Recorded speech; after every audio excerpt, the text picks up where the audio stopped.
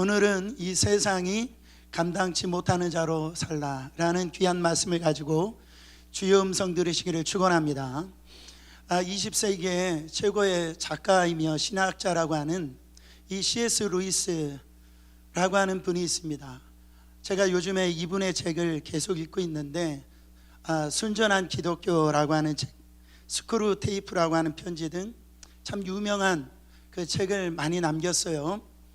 우리가 알 수 있는 책이 뭐냐면 나니아 연대기라고 하는 그 책입니다. 1950년에 이렇게 발간되어진 이 책인데, 이게 이제 책일 뿐만 아니라 영화로 이렇게 만들어졌는데 아마 보신 분들이 있을 줄 압니다. 근데 이 작품에 이 아슬란이라고 하는 이 사자가 등장하는데요, 자신의 생명을 희생함으로 세상을 구원한 이 아슬란은, 이 C.S. 루이스는 바로 예수 그리스도를 상징하는 이 모습으로 이 책을 기록한 걸 볼 수가 있습니다. 또한 이 사자는 바로 이 타협하지 아니하는 이 신앙의 야성을 뜻하고 있는 걸 볼 수가 있습니다. 사랑하는 성도 여러분, 예수 믿는 또 크리스찬들은 이 사자와 같은 존재들이라는 거예요. 바로 이 사자와 같은 야성으로, 이 믿음으로 이 땅 가운데 살아가는 존재가 그리스도인이라는 겁니다. 할렐루야. 이 바벨론 같은 이 거대한 이 세상 속에서 다니엘처럼 또 이 세 친구들처럼 바로 이 세상을 이기는 사람, 또한 이 골리앗 앞에 서 있는 이 다윗처럼 담대히 맞서는 사람, 사랑하는 성도 여러분, 그 사람이 그리스도인이며 이 자리에 모인 우리가 되어야 될 줄 믿습니다. 오늘 이 본문 히브리서는 누구를 향하여 쓴 서신서냐면 히브리인들인데, 어떤 히브리인들이냐면 바로 유대교에서 기독교로 개종한 그 히브리인들에게 쓴 서신서가 바로 히브리서입니다. 이 히브리서가 기록된 시기가 언제냐면 AD 65년경, 이때가 이 로마 황제나 이 로마 제국이 예수 믿는 그리스도를 어떻게 했던 시기였어요? 바로 핍박하고 박해하던 시기였어요. 이 시기가 바로 AD 313년까지 계속 되어졌습니다. 이 박해의 모습이 오늘 읽었던 히브리서 11장 33절부터 38절까지 우리의 입으로 읽어도 정말로 이렇게 읽을 수 없을 정도로 어마어마한 박해를 받았어요. 여러분, 하루아침에 집에서 쫓겨나고 이 가족과 이 친구들로부터 관계가 끊어지고 이제 도망자 신세가 되어지고요, 사람들에게 조롱을 받고 괴롭힘을 당합니다. 재산을 빼앗겨요. 또 심지어는 예수 믿는다라는 것으로 고문을 당하고 감옥에 갇힙니다. 그래서 땅굴의 카타콤 안에 들어가서 이렇게 살기도 했어요. 심지어는 사자들의 밥이 되어지고요, 바로 불에 타기도 하고 목베임을 당하기도 했다라는 거예요. 이런 고난이 오고 핍박이 오니까 어떤 일이 생겼냐면 배교하는 일이 생겼어요. 왜 배교하는 일이 생겼을까요? 살기 위해서 이렇게 믿음을 지키는 것이 너무나 벅차니까 배교하는 일이 있었어요. 나 예수 안 믿는다, 나 예수 안 믿고 산다라는 이런 배교하는 일이 있겠다라는 거예요. 그래서 신앙을 버리고 그렇게 주님을 떠나 세상으로 돌아가는 일이 생겼다라는 거죠. 이런 히브리서 저자는 바로 예수를 믿고 이 그리스도인들을 지금 이 말씀을 통하여 격려하고 응원하는 거예요. 저는 오늘 이 말씀을 통하여서 저는 신실하게 믿음을 지키고 그리스도인으로 살아가고 있는 저와 여러분들에게 응원하길 원합니다. 격려하길 원합니다. 어떤 상황에서도 절대 믿음 포기하지 말라고, 어떤 어려움이 있다 하더라도 예수의 손을 꼭 붙들고 살라라고, 어떤 고난이 찾아온다 할지라도 주님이 맡기신 이 사명의 길을 꿋꿋하게 감당하면서 살라라고. 오늘 이 시간에 우리의 환경이 다 다릅니다. 처지가 다 달라요.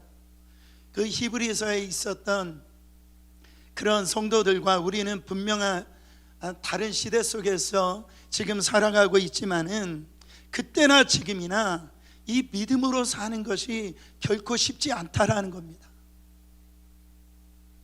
이게 만만한 게 아니다라는 거예요. 오늘 이 믿음 지키기 위해서 고난당하고 고통당하는 분들이 계십니까? 목사님, 저는 그런 고난이 없는데요, 환난이 없는데요. 내 믿음 점검해 보셔야 됩니다.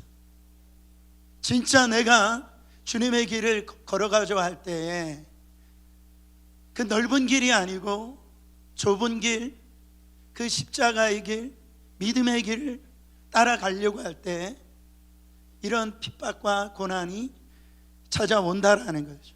절대 여러분, 우리의 환경이 포스트 코로나 이후에 어떤 환경이 우리 가운데 올지 모릅니다. 우리의 삶이 어떻게 변화될지 몰라요. 그럼에도 불구하고 오늘 성가대가 찬양처럼 이 믿음 더 굳셀지어다 승리하시기를 예수 그리스도 이름으로 축원합니다. 세상 속에서 이 그리스도인이 살아가고 있는 이 모습들을 보면 두 가지 모습으로 나타납니다. 첫 번째, 세상을 감당하지 못하는 자와 세상이 감당하지 못하는 자, 이 두 부류가 나온다라는 거예요. 조사 하나만 바뀔 뿐인데요, 이 삶의 모습이 완전히 달라진다.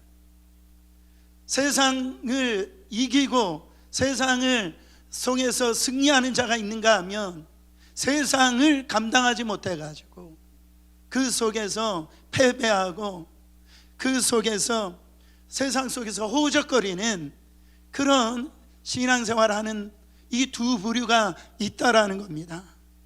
여러분, 나는 어떤 사람인가? 세상을 감당하지 못하는 사람인가? 아니면 세상이 나를 감당치 못하는 자인가? 여러분 한번 돌아보시기를 바랍니다. 첫 번째, 세상을 감당하지 못하는 자인데, 이런 사람들은 어떤 사람이에요? 교회는 다니지만, 말씀은 듣지만은 바로 손해를 보거나 어려움을 당할 때 이 세상의 눈치를 보고 이 세상이 원하는 대로 끌려다니는 사람이에요. 그러니까 이런 신앙은 적당하게 신앙생활하는 사람이에요. 한쪽 발은 교회에다 두고 한쪽 발은 세상에 두어서 자기의 유익이나 자기의 어떤 목적에 맞지 않을 때에 그렇게 요동하는 사람, 흔들리는 사람, 여러분 늘 세상에 맞춰가면서 사는 사람, 세상을 감당하지 못하는 사람이, 교회를 다니는데도, 직장에 다니는데도, 이 가정에 가는데도 세상 일은 더 잘하고, 그러다 보니까 세상에서는 인기도 누리고 어떻게 보면 분위기도 잘 띄운다라고 하지만은, 들어가 보면은 직장에서 학교에서 예수 믿는 자인지를 모른다라는 거예요. 내가 예수 믿는 자라고 하는 그런 이런 자신감이 없어요. 이런 청소년, 청년들은요, 시험대가 되어지면 교회 안 나옵니다. 왜일까요? 예배보다 성적이 더 중요한 거예요. 바로 하나님보다 대학이 더 중요하기 때문에 그래요. 여러분, 어른들은요, 예배보다 취미생활을 더 우선순위가 되어 있는 분들이 있어요. 그렇게 새벽 예배는 안 나오시는데, 골프 치러 가자 하면 새벽부터 일어나가지고 완전무장을 다 하는 분들이 있어요. 전날부터 설레가지고. 여러분, 그러면서 이런 건 어떤 태도입니까? 하나님의 관계보다도 이런 사람들과의 관계, 세상 사람과 이 관계를 더 중요시 여기기 때문에 그래요. 그래서 그런 분들은 이런 말을 자주 합니다. 아니 목사님, 세상에 술 먹지 말라라고 하는 것이 성경에 어디 있습니까? 목사님, 열심히 돈 벌어야지 제가 그 돈으로 성공하고 교회다 헌금해야 되지 않겠습니까? 여러분, 지금 그 얘기하는 게 아니에요. 뭔가 뭘 마시고 피우냐 뭐 그런 얘기하는 게 아닙니다. 지금 본질적인 질문을 하는 거예요. 당신의 삶의 진짜 주인이 누구냐라는 이런 본질적인 질문을 하고 있는 거예요. 여러분 보세요. 이 로마 황제나 제국들이 그리스도인들을 왜 그렇게 핍박을 했어요? 왜 그렇게 어려움을 갖다 준 이유가 뭔지 아십니까? 그건 다른 이유가 아니었어요. 그리스도인들도 그 당시에 세금을 다 냈다고. 그것은 바로 그리스도인들이 예수를 뭐라고 불렀기 때문에, 그 이유 때문에 그들은 핍박과 어려움을 당했어요. 바로 이 그리스도인들은 예수님을 주라고 불렀어요. 뭐라고 불렀다고요? 주라고. 헬라어로 큐리오스, 라틴어로 이 도미너스라고 하는 단어를 쓴데, 예수 그리스도가 내 삶의 주인이십니다. 기독교인들이 교회 다니면서 제일 많이 사용하는 단어가 할렐루야, 아멘, 주여라고. 그래가지고 우리가 기도할 때마다 주여 삼창하잖아요. 근데 그 주여라는 의미가 뭡니까? 예수 그리스도가 내 삶의 주인이십니다, 이렇게 고백하는 거예요. 당시에 로마가 전 세계 패권을 이렇게 차지하고 있었는데, 로마가 이 다스리는 모든 땅에 누가 주인입니까? 로마 황제가 주인이에요. 아니요, 나아가서 로마 황제가 신이었어요. 근데 이 그리스도인들이 바로 이 십자가에서 죽인 그 예수를 주라고 부르는 거예요. 자기의 왕이라고 부르는 거예요.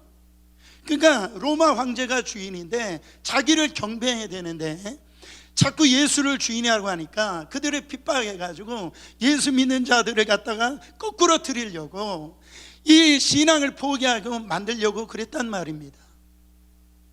제가 본 어떤 자료에 보면 이 로마 황제 가이사가 주님이라고 고백을 해가지고 그 원형 경기장에 이 굶주린 사자 앞에 이 죽은 자가 6만 명이나 되어진답니다. 우리는 통성 기도할 때 주여라고 자유롭게 부르는 그 이름 자체가 그 생과 사를 구분하는 그 고백이라는 거예요. 자신의 목숨을 걸어야 되는 큰 결단이 있어야 하는 그런 고백이라는 거죠. 세상이 왜 기독교인들을 핍박을 할까요? 어려움을 줄까요?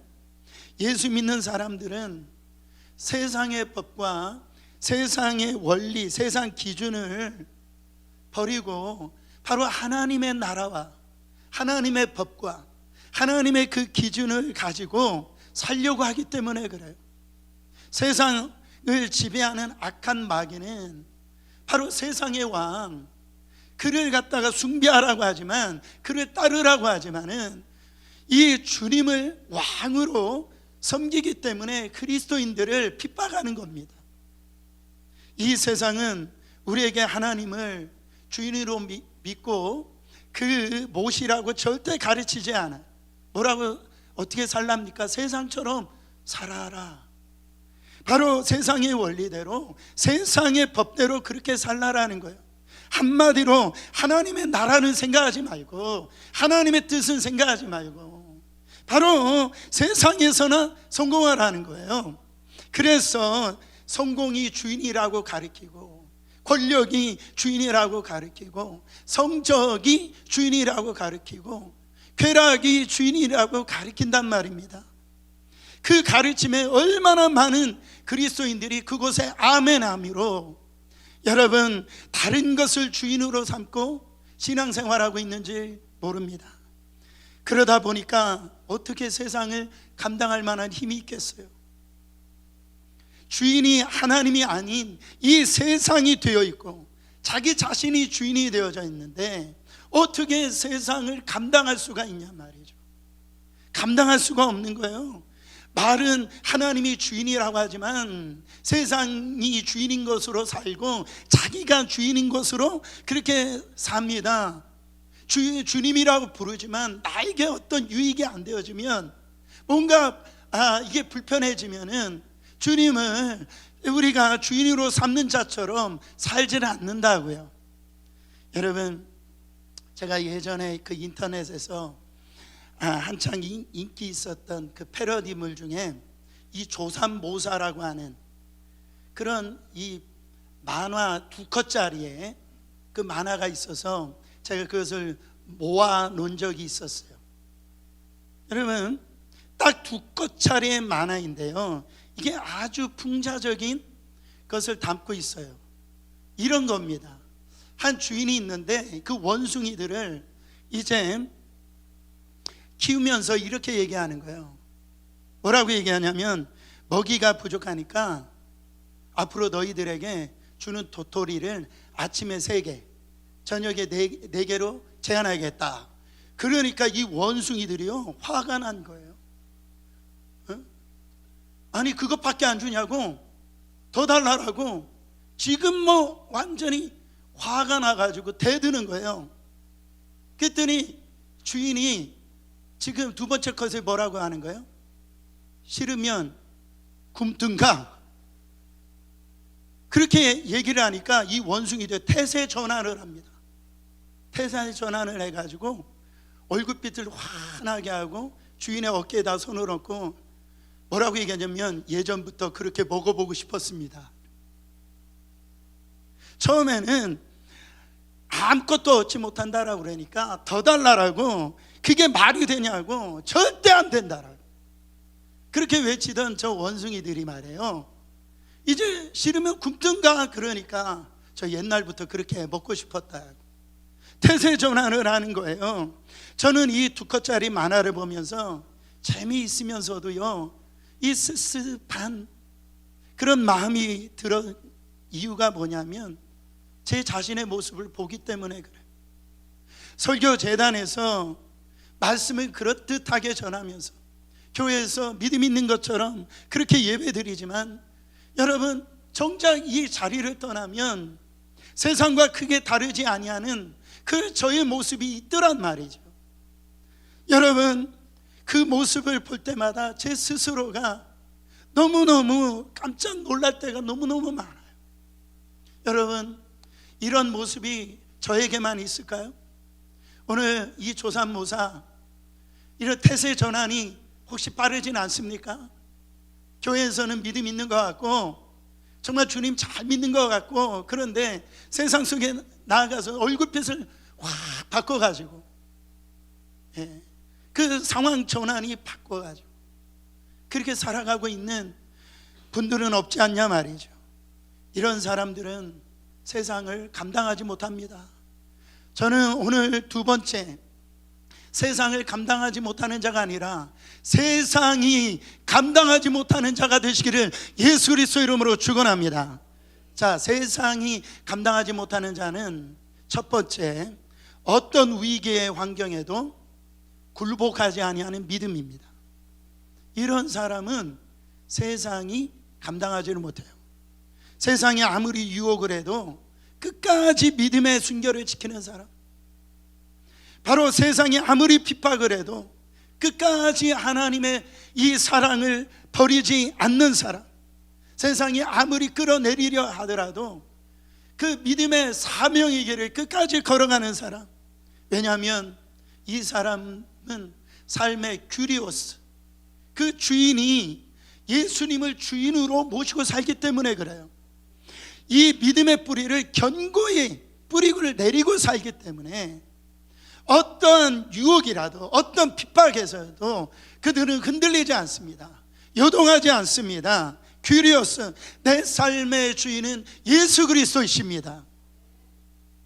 그것을 고백하며 사는 삶입니다. 요즘에 이 신앙인들이 이 믿음의 야성을 많이 잃어버렸어요. 특별히 이 코로나 이후에 이 믿음의 야성을 많이 잃어버렸어요. 여러분, 갈수록 머리는 똑똑해지고 이 품위는 더해가지만은 거룩한 야성을 많이 잃어버렸습니다. 과거에는 많이 배우지도 못하고 그 물질적으로 풍부하지 못했지만은 믿음의 야성이 있었어요. 신앙으로 승부를 걸려고 하는 야성이 있었어요. 교회 나와서 기도하면 병고침을 받는다 말이에요. 내 삶에 지금 아무것도 없다 할지라도 하나님은 내 인생을 책임져 주신다, 막 이런 믿음의 야성이 있단 말이죠. 근데 요즘에 신앙인들이 너무 힘이 없어요. 교회가 힘이 없다라는 거예요. 히브리서 11장은 믿음의 장입니다. 거룩한 이 믿음의 야성을 가지고 있는 사람들의 이름의 면면이 쭉 나오는 거예요. 그 뭐라고 얘기합니까? 오늘 말씀 시작할 때 32절에 보면 이 사람들을 다 기록할 수 없다는, 입으로 다 표현할 수 없다는 너무나 많은 사람들이 그 믿음의 야성을 가지고 세상을 이기면서 사는 사람들이 너무나 많이 있다라는 거예요. 여러분, 어떤 환난과 핍박과 궁핍과 어려움이 온다 할지라도요, 믿음을 포기하지 않습니다. 정말 믿음의 야성을 버리지 않았어요. 하나님을 섬기는데 돌을 맞아요, 또 톱으로 죽임을 당한다 할지라도 그 믿음의 야성으로 충만했어요. 절대로 기죽지 않고요, 하나님을 의심하지도 않고 하나님을 실망치 않았다라는 거예요. 그저 한 분 되신 하나님, 그분 섬기는 것이며 충분했어요. 예수 한 분이면, 날 위하여 십자가에 죽으신 예수 한 분이면 다른 어떤 것이 없더라도 충분했단 말이에요. 세상이 그들을 아무리 넘어뜨리려고 바로 온갖 수단 방법을 다 동원해야 하고, 이 방법으로 유혹하고 저 방법으로 유혹하도 이 믿음의 야성을 갖다가 잃어버리지 않으니까 오히려 세상이 두 손 들어버리는 거예요. 내가 저 사람은 건드릴 수 없겠구나. 세상이 포기를 해버리는 거예요. 여러분, 위기의 환경에 굴복하지 않은 믿음이 바로 이 믿음이 야성을 잇는 믿음이라는 거예요. 그런데 오늘날 환경에 너무나 많은 분들이 그 무릎을 꿇어버려요. 타협하고, 어쩌면 우리가 오늘날 지금 먹고 살만하니까 이 자리에 앉아 있는지도 모르겠어요. 예수 믿는 때 고난당하고 핍박당하고 그런다고 한다면 이 자리에 다 나오실 줄 믿습니다. 할렐루야. 근데요, 여러분, 모의고사를 잘 보는 사람이 본고사에서도 잘 봅니다. 제가 무슨 얘기를 하냐면, 여러분, 교회에서 성질이나 이렇게 부리고 그냥 이렇게 삐딱삐딱하고요, 삐져가지고 말끝마다 시험 받았다라고, 그 얼굴 보면 시험 중이야. 예, 여러분, 절대 그런 걸 가지고 세상을 이길 수가 없어요. 바로 자존심 하나 못 죽인 사람이 어떻게 주를 위해서 삽니까? 그렇죠? 그래요, 안 그래요? 비 온다라고 교회 안 나오고, 춥다라고 교회 안 나오고, 저 사람이 뭔가 나한테 뭐 이상한 말했다라고 교회 안 나오고, 어떻게 믿음으로 승리할 수 있냐라는, 제가 솔직하게 얘기하는 거예요. 정신 바짝 차려야 됩니다. 우리 옆 사람에게 그렇게 말해 주세요. 정신 바짝 차리세요.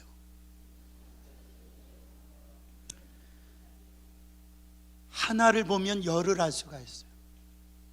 오늘을 보면 내일을 알 수가 있어요. 지금 예배 드리는 모습을 보면 바로 그 신앙을 알 수가 있어요. 우리는 모든 면에 있어서, 여러분, 우리는 믿음을 증명해내야 됩니다. 왜? 그 예수가 우리 안에 실제이시거든요. 큐리오스, 우리의 삶의 주인이 예수 그리스도이시기 때문에 그래요.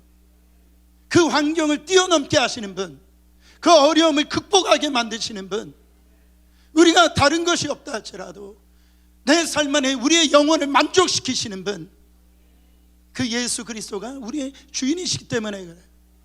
두 번째로, 죽음도 두려워하지 않는 믿음입니다.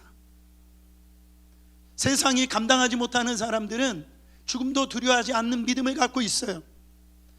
바로 죽음 저 너머에, 그 세계에 바로 우리 안에 영원한 나라가 있다라고 믿는 믿음이에요. 세상 사람들은 농담으로 하는 말이 이런 말이 있어요. 그냥 이건 우스운 얘기입니다. 그냥 농담이에요. 그게 뭐냐면 세상에서 제일 무서운 사람들은 소방수래요. 소방수가 왜 무서워요? 물불을 안 가린대요. 그래가지고 무섭대요. 근데 이 소방수보다 더 무서운 사람이 있답니다. 그게 시각장애자예요. 눈에 뵈는 게 없대요. 이거 상처받으라고 한 얘기 아니에요. 그냥 제가 다른 얘기를 하려고 이 말을 표현하는 겁니다. 세상에서 가장 무서운 사람이 누군지 아세요? 예수 믿는 사람이에요. 왜 예수를 믿습니까? 세상은 죽음을 가장 두려워한다고요. 근데 예수 믿는 사람은 죽음을 두려워하지 않아요. 죽음 너머에 우리가 가야 될 그 집이 있다라고 믿는 사람들이라요. 그게 복음입니다. 죄의 싹은 사망이에요. 우리의 힘으로 죄를 이길 수 있는 능력이 없기 때문에 예수 그리스도가 십자가에서 우리의 죄를 대신 짊어지시고 죽으심으로 말미암아 사흘 만에 부활하셔서 바로 부활의 첫 열매가 되셨단 말이에요. 사망 권세를 깨뜨리신 분이 우리의 주인이시라고요. 그 예수를 우리 안에 오신 그 예수가 영으로 우리 안에 오셔서 우리를 자녀 삼아 주시고 성전 삼아 주셨으니 여러분, 우리는 살아도 천국이요 죽어도 천국이요. 죽음 너머에 있는 삶을 살기 때문에 어떤 고난이 오든 어려움이 오든 핍박이 오든 내가 죽음의 자리에 있다 할지라도 우리는 그 죽음을 두려워하지 않기 때문에 세상이 우리를 감당하지 못한다라는 35절 말씀 보세요. 여자들은 자기의 죽은 자들을 부활로 받아들이기도 하며 또 어떤 이들은 더 좋은 부활을 얻고자 하여 심한 고난을 받되 구차히 풀려나기를 원하지 아니하였습니다. 감옥에서 지금 심한 고난을 받습니다. 근데 큐리오스, 예수가 나의 주인이십니다, 이 말을 하면 풀려날 수 있는 거예요. 근데 구차하게 그런 말을 하지 않는답니다. 더 심한 고난을 받기를 작정을 하는 거예요. 여러분, 이 순교자적 믿음을 가진 사람이에요. 에스더처럼 죽으면 죽으리라, 순교자적인 믿음을 가진 사람, 우리가 죽을지라도 죽은 이후에 더 좋은 부활이 우리 가운데 기다려지고 있다. 그 주님이 우리에게 큰 상급을 주신다. 여러분, 이 죽음을 초월하는 그 믿음 있기 때문에 우리는 날마다 우리가 어려움 속에서 고난 속에서 그 핍박 속에서 찬양할 수가 있기에 세상이 감당하지 못하는 사람이 된다라는 것. 여러분, 터키에 성지순례 하신 분들이 있는지 모르지만 거기 가보면은 이 폴리갑 순교 기념교회가 있어요. 저는 안 가봤기 때문에 제가 인터넷으로 찾아봤어요. 거기 보니까 폴리갑 순교교회 들어가 보면 천장에 이 성화가 거기에 그려져 있어요. 이 폴리갑은 그 서머나 교회의 지도자인데요, 감독이었었는데 이 폴리갑은 체포를 당하게 되고 바로 이 화형단에 서게 되어집니다. 그때 로마 병사들이 폴리갑에게 이렇게 말해요. 네가 하나님을 믿지 않는다, 그 한마디만 하면, 나는 예수님을 믿지 않는다, 그 한마디만 하면 너는 이 자리에서 내려올 수 있고 네가 원하는 것을 다 주겠다, 그렇게 얘기를 합니다. 그때 이 폴리갑이 그 화형단에 불이 붙기 전에 뭐라고 얘기합니까? 여러분, 예수님은 지난 86년 동안에 한 번도 나를 부인하신 적이 없는데 내가 어떻게 예수님을 부인하겠는가? 내가 지금 80년 이상을 살아면서 때로는 죄를 짓고 때로는 실패하고 때로는 넘어졌지만 단 한 번도 예수님은 나를 포기하신 적이 없는데 나를 부인한다라고 부인한 적이 없으신데 내가 어떻게 이 자리에서 예수님을 부인하겠는가? 여러분, 그 화영단의 죄로 그 고백을 하며 사라졌어요. 이런 사람을 세상에 어떻게 감당할 수 있겠습니까? 이 세계에 활동한 순교자 유스티누스라고 하는 분의 이 고백을 제가 읽는데요, 가슴이 먹먹해지는 거예요. 우리는 원수를 위해서 기도한다. 부당하게 우리를 미워하는 사람들에게 그리스도의 아름다운 율례를 따라 살도록, 그래서 그들도 만유의 주제이신 하나님께 우리와 동일한 복된 소망을 누리는 자들이 되도록 기도한다. 생명을 빼앗고 가족을 빼앗고 모든 것을 빼앗았던 그들을 위해서, 원수를 위해서 나는 기도한다. 여러분, 이게 쉬운 일이에요? 이게 쉬운 일이냐고. 그러나 그렇게 살 수 있었건 날 대신하여서 십자가에 죽으신 그리스도의 사랑에 빠지다 보니까, 그 은혜가 놀랍다 보니까, 사랑하는 성도 여러분, 그것이 경험이 되다 보니까 나를 핍박하고 나를 미워하는 자를 위해서 기도한답니다. 그들을 위해서 나는 기도한답니다. 여러분, 이런 믿음이 있으세요? 나에게 고통을 주고 나에게 힘들게 만들고 나에게 정말 억울한 일을 당하게 만드는 그 사람들을 위해서 우리는 미워하기만 하고 정죄하기만 하고, 여러분, 그런 믿음 가지고 세상을 감당하지 못해요. 그러나 오늘 우리에게 이 말씀이 새겨지기를 원합니다. 여러분, 다른 사람 비록 나를 미워한다 할지라도, 나를 용서하지 못한다 할지라도, 나는 예수 그리스도의 십자가의 사랑을 입은 자야. 나는 믿음으로 그 사람을 위해서 기도해주고 용서해 줄 수 있는, 세상이 감당하지 못하는 자들이 되시기를 예수 그리스도의 이름으로 축원합니다. 여러분, 오늘 우리는 하나님 믿고 교회에 다닌다라고 해서 사실은 이 히브리서 기록될 당시에 핍박을 받는 것도 아닙니다. 물론 신앙 때문에, 그 믿음 때문에 가정에서 어려움을 당하고 무시를 당하고 그런 어떤 불이익을 당할 수도 있지만, 제가 그런 얘기를 들을 때 참 마음이 아프지만은, 여러분, 목숨이나 재산이나 가족을 빼앗기는 그런 고난을 당하고 있지는 않아요. 하지만 그렇다고 해서 믿음으로 사는 것이 결코 쉽다라고 하는 말씀을 드리는 게 아닙니다. 지금은 그때와 비교할 수 없을 정도로 다양한 방법으로 이 유혹들이 우리의 믿음을 지금 노리고 있다라는, 오히려 지금 나를 무너뜨리려고 하는 유혹이 더 강하게 역사하고 있는지 몰라요. 내 삶의 주인은 예수 그리스도이십니다. 이 고백을 빼앗아 가려고 한단 말입니다. 그렇게 지금 이 시대를 살아가고 있는 저와 여러분들은 우리만의 삶의 방식과 고백이 있어야 될 줄 믿습니다. 나는 한 명의 그리스도인으로서 어떻게 살아갈 것인가? 나의 진짜 소망은 무엇인가? 그런 이 우리끼리만 모여가지고 그냥 우리만의 왕국을 세우는 그런 사람이 되어서는 안 되고요. 그리스도인들이 각자의 가정과 직장과 사업장, 그런 이 세상 속에서 예수의 사랑을 실천하면서 이기적으로 살지 말고 다른 사람을 섬겨주면서 바로 그렇게 살아가야 될 줄 믿습니다. 내가 좀 먼저 양보를 하고요, 내가 먼저 덮어주기를 원합니다. 우리가 너무 욕심을 많이 차려지는 거예요.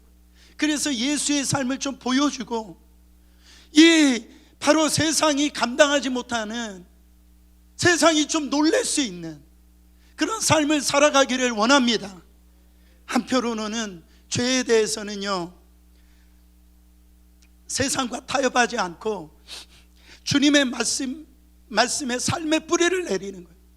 주님이 가라는 곳에 가고요, 주님이 서라는 곳에 서고요, 주님이 하라는 곳에 하고요, 주님이 하지 말라는 것을 하지 말고요, 청개구리처럼 그냥 반대로 하지 말고, 여러분, 내 삶에 예수가 큐리오스 주인이시기 때문에 그분의 우리의 삶을 전적으로 맡기고 바로 세상이 감당하지 못하는 자로 그렇게 살아가기를 원합니다.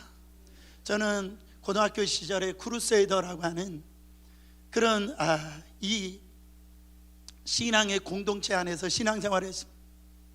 그때 우리 학생들에게 이렇게 믿을 그 강령이 있었어요. 그래서 모일 때마다 오른손 들고 그렇게 선포하겠어요. 어떻게 선포했냐면 하나님 중심, 예수 그리스도 중심, 교회 중심. 할렐루야. 자, 오른손 한번 들어보세요. 하나님 중심, 예수 그리스도 중심, 교회 중심. 여러분, 이것이 이 고등학생 학생들만 선포하는 강령이 아니라 오늘 이 땅을 살아가고 있는 우리가 외쳐야 될 강령 아니겠습니까? 하나님, 나는 세상 중심이 아니라 하나님 중심으로 살겠습니다. 나는 오직 나의 중심이 아니라 내 삶의 주인이신 예수 그리스도의 중심으로 살겠습니다. 내가 세상에 허우적거리며 사는 중심이 아니라 바로 교회 중심으로 내 믿음의 삶을 살겠습니다. 이것이 세상이 감당하지 못하는 사람들의 모습이라는 것. 또한 이 믿음을 우리 자녀들에게 물려줘야 됩니다. 이 신앙을 우리 자녀들 다음 세대에게 물려줘야 된다라는 것. 저는요, 우리 자녀들이 세상에서 좋은 대학 가기를 원합니다. 좋은 직장 가기를 원해요. 할렐루야. 세상에서 정말 성공하길 바랍니다. 그러나 그것보다 제가 간절한 마음은 뭐냐면 어떤 학교, 어떤 직장에 가는 것이 아니라 바로 세상을 감당하지 못하는 그런 우리 자녀들이 아니라 그냥 세상에 휘둘리면서 겨우 하나 믿음 지켜서 교회 다니는 그 정도의 어떤 신앙인으로 살아가는 모습이 아니라 세상에 동화되는 사람들이 아니라 오늘 설교 시작하기 전에 이 다니엘처럼 아무리 세상에 이 왕의 진미라 할지라도 거절할 수 있는 믿음의 야성을 갖고 있는 사람, 세상의 어떤 골리앗처럼 정말 승리할 수 없는 그 장수 앞에서 바로 예수 그리스도 이름으로 담대히 나가 승리할 수 있는 그런 사람들로 세우기를 원한단 말이에요. 여러분, 그것은요 다른 것이 아닙니다.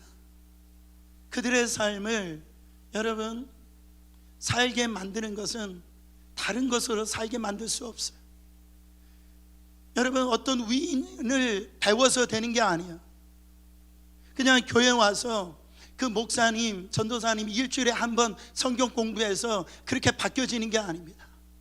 믿음의 전승이 되어지려면 정말 아이들과 가장 가까이 지내고 있는 이 부모님들이 정신을 차릴 때 이 믿음의 계승이 이루어지게 되어지는 거예요. 그래서 세상을 이기는 자들이 되어진다는 거예요. 여러분, 세상을 감당하지 못하는 삶이 아니라 세상이 감당하지 못하는 삶으로, 비록 우리 가정의 재정이 넉넉하지 못할지라도, 비록 배운 것이 부족한다 할지라도, 갑자기 찾아온 질병 때문에 내 몸 하나 가두지 못할 그런 연약한 몸이라 할지라도 그 삶 속의 시선은 늘 예수 그리스도, 거기에 의연함이 있어요. 거기에 자신감이 있어요. 거기에 담대함이 있어요. 여러분, 기쁨을 잃지 않는단 말이에요. 왜 그렇게 그 작은 것 하나 때문에 세상 속에서 호적거리냐 말이에요. 왜 그걸 이겨내지 못하냐 말이에요. 마태복음 6장 33절을 이렇게 말씀합니다. 그런즉 너희는 먼저 그의 나라와 그의 의를 구하라. 그리하면 이 모든 것을 너에게 더하시리라. 여러분, 이 진리가 먼저 믿는 저희들부터 이 일이 이루어져서 바로 예수 그리스도께서 우리의 삶을 바로 그의 나라와 그 영광을 위하여 내 재물과 나의 삶의 모든 이 포지션을 그분 앞에 드릴 때에 하나님께서 이 모든 것을 더해 주시는 삶을 우리 부모님들이, 믿는 우리 성도님들이 보여줄 때 세상이 믿는 자들을 통하여서 여러분 새로운 하나님의 역사를 경험할 줄 믿습니다. 여러분, 말씀을 마치면서 아까 우리가 영상을 보았지만은 제가 이 기억 속에 생생히 남은 이 사건입니다. 이 사건이 뭐예요? 그 이름 나오는 그 이름 캐시 버넬이라고 하는 바로 이 학생이에요. 여학생이에요. 1999년 4월 달에 이 컬럼바인 고등학교에서 총기 사건이 일어났어요. 그때 이 에릭이라고 이 딜런이라고 하는 두 아이가 이 나치하고 그 히틀러 생일을 기념해 가지고요, 학교에 있었던 이 학생들을 총기로 900발 난사해 가지고 학생 12명하고 선생님 1명 그리고 23명의 큰 무상을 입혔던 미국 역사상 최악의 사건이었어요. 에릭과 딜런이 한 학교에 학생들을 다 아까 영상에 봤던 것처럼 모아둡니다. 그리고 그 학생들에게 똑같은 질문을 하는 거예요. 그 질문이 뭐였어요? Do you believe in God? 너 하나님을 믿니? 그때 그 교실 안에 있었던 학생들은 믿는 아이들도 있고 믿지 않는 자도 있지만 바로 어떻게 하면 살 수 있다라고 하는 것을 그들이 알았기 때문에 I don't believe in God, 나 하나님 믿지 않습니다. 거기서 살려고 그렇게 얘기하면 살 수 있으니까 너 I don't believe in God, 나 하나님 안 믿어. 근데 단 한 사람, 그 캐시 버넬만 그 학생이 그 안에 있었어요. 이 캐시 버넬은 어렸을 때부터 믿음이 좋은 학생이 아니었어요. 신실한 크리스찬 가정에서 태어났지만은 그 사춘기 때 방황을 많이 합니다. 부모의 속을 썩이는 거예요. 그러나 이 부모는요, 자기 딸을 갖다가 포기하지 않는 거예요. 그래가지고 믿음으로 기도합니다. 하나님 앞에 돌아오라고 기도합니다. 그 기도의 열매로 한 수련회에 갔을 때 그가 예수 그리스도를 만나요. 인격적으로 만납니다. 나 이제 주님을 위해서 살겠습니다. 거기서 고백을 하는 거예요. 그때 다녔던 학교가 미션 스쿨이었는데 이제는 내가 만난 이 예수 그리스도를 정말 알지 못한 내 친구들에게 이 복음을 전해야 되겠다. 그래가지고 학교를 전학을 합니다. 전학을 와서 그 고등학교에서 복음을 전하다가 이 잠사를 당하게 된 거예요. 에릭과 딜런이 캐시 버넬을 앞으로 불러냈어요. 동일하게 이마에다 총구를 댑니다. Do you believe in God? 그때 이 캐시 버넬이 고백을 하네. Yes, I believe in God. 또다시 물어봅니다. 같은 질문을 합니다. Do you believe in God? 이 캐시 버넬이 Yes, I believe in God. 나 하나님 믿습니다. 그때 이 두 사람을 총구에다가 캐시본에다 쏘고 네가 믿는 하나님 곁으로 가라 하고선 그 자리에서 캐시본에를 순교를 합니다. 여러분, 그 사건 이후에 다 끝난 줄 알았는데 바로 그 자리에 있던 학생들 가슴 속에 이 캐시버넬이 남은 거예요. 그들은 그 가슴 속에 이게 뭘까? 나도 똑같이 어릴 때부터 교회를 다녔는데 내가 하나님을 믿는데 우리가 다 나는 하나님 믿지 않는다라고 무서워서 그렇게 말했는데 저렇게 하나님 믿은 지 얼마 안 된 전학 온 제가 하나님을 믿는다고 어떻게 저렇게 대답을 하지? 영적인 이 각성이 일어났어. 이 사건이 마무리되고 나서 바로 새롭게 등교하는 학생들이 이 국기 개양대 앞에 모이기 시작을 했어요. 이 국기 개양대 모여가지고 자신들의 죄를 회개합니다. 나라를 위해서 기도합니다. See you at the pole. 이 기도회가 일어나기 시작한 거예요. 이게 미국 전역으로 퍼져서 지금 우리 조국 대한민국도 이 국기 개양대 앞에 이 기도회가 이루어지고 있다라는 거예요. 여러분, 그 당시 미국 타임즈에 이 일에 대해서 이렇게 평가했어요. 한 10대의 짧은 삶과 죽음이 전 미국의 10대들의 가슴에 부흥의 불을 붙였다. 사랑하는 성도 여러분, 한번 따라해 보세요. Yes, I believe in God. Yes, I believe in God.